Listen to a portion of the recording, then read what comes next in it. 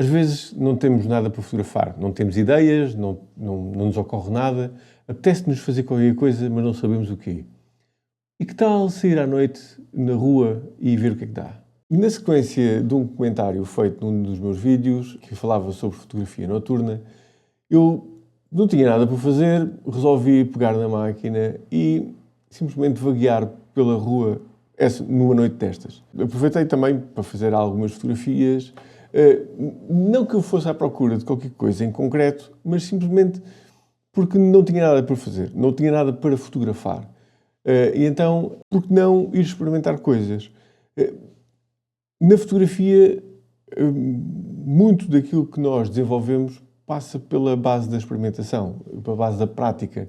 E há quem diga que a tua melhor fotografia há de ser a próxima. Esta frase acontece precisamente por causa disto, porque há sempre qualquer coisa para evoluir, há sempre qualquer coisa para melhorar e às vezes temos que ter tempo e espaço para errar. E, portanto, pegar na máquina e vaguear pela rua pode ser um bom exercício para experimentar coisas. E, portanto, foi assim que aconteceu. Eu peguei na máquina, nestes casos, gosto de andar levinho, portanto, levei a minha Fuji com uma 35mm e fui andando pelas ruas de Lisboa, até que vi, por exemplo, um edifício.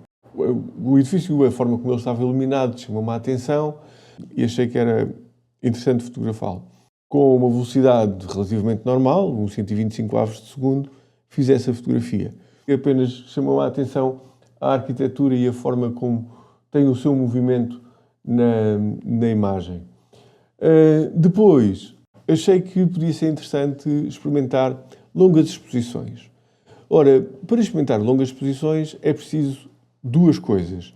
Primeiro, um obturador muito mais lento e depois, à partida, um tripé.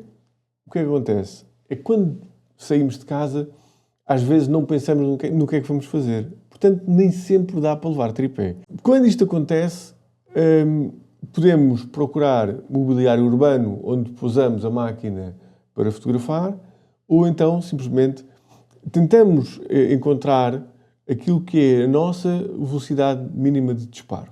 Aquela velocidade em que nós conseguimos garantir que conseguimos fotografar à mão sem que nada fique tremido. Hoje em dia, com as máquinas modernas, nós temos o sistema IBIS. O sistema IBIS que é um sistema que vai compensar o sensor dos tremeliques que possam haver na máquina durante o seu disparo. Algumas lentes também são estabilizadas e que ajudam ao IBIS a manter a imagem estável, mas no caso da minha 35mm isso não acontece, portanto apenas pude confiar no IBIS da minha máquina. Seja como for, houve uma dica que eu deixei num outro vídeo de fotografia que falava sobre respirar. Portanto, aquilo que eu faço muitas vezes é, quando estou a velocidades muito baixas, eu inspiro, faço o clique e só depois expiro. Assim garanto que consigo estar muito quieto, bem parado, para que não trema a máquina. E foi o que aconteceu nesta fotografia. Eu estava a 1 segundo de obturador, que é uma muito longa exposição para quem está a fotografar à mão, mas consegui estar perfeitamente quieto, estava agachado e não respirei durante aquele tempo para conseguir que esta imagem não ficasse tremida. Aproveitei esta mancha amarela do autocarro que estava a passar e portanto, ficou esta imagem que estão a ver. Outra coisa que eu também falei no outro vídeo foi saber ler a luz. Perceber o que é que está a acontecer com a luz ambiente é algo que pode ser benéfico para a nossa imagem. Eu ia acompanhado e íamos a passar por baixo de um candeeiro e digo assim, e por que não experimentar esta luz nesta pessoa? E, enfim, foi só pedir, olha, podes olhar para cima e fazer o disparo. Entender que a luz entra no determinado objeto ou pessoa de uma determinada forma pode ajudar-nos a fazer melhores composições ou simplesmente a tirar melhor partido dela. E, portanto, aqui, se esta pessoa estivesse a olhar para a frente, ia ficar bastante estranho, porque as sombras iam ficar muito intensificadas, os olhos deixavam-se de se ver, portanto, porque era uma luz muito vertical, muito de cima para baixo, ia ficar um bocado spooky. Assim, com o rosto um bocadinho mais virado para cima, acaba por dar aqui alguma beleza na imagem. Voltando às longas exposições, aqui mais um exemplo de um autocarro também a passar numa praça e a tirar proveito também destes ramos que estão aqui em cima para compor um bocadinho, para fechar o campo de visão da imagem. E assim estou a centrar o motivo naquele movimento do autocarro.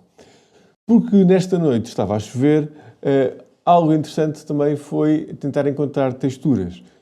Este é um exemplo do que aconteceu. Portanto, havia uma paragem do autocarro que tinha um vidro. Atrás desse vidro havia um reclame retroiluminado e um pouco mais atrás ainda estavam os carros parados à espera que o sinal abrisse.